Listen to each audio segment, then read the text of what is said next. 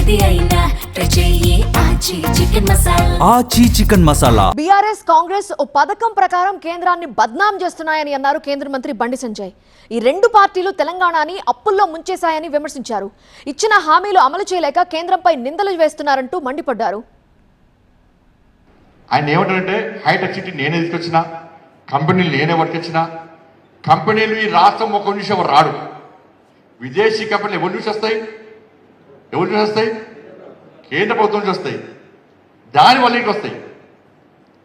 నువ్వు తీసుకొచ్చినావు, అసలు ఇక్కడ ఫ్యాక్టరీ ఇక్కడ పెట్టాలంటే దానికి అప్రూవల్ ఎవరు ఇవ్వాలి? కేంద్ర ప్రభుత్వం ఇవ్వాలి. నేనే చేస్తాను. ఏమి ఇవ్వాలి? కేంద్ర ప్రభుత్వం ఏమి అంటారు. అసలు రాష్ట్ర ప్రభుత్వానికి ఏమి సహకరిస్తారు గత ప్రభుత్వం?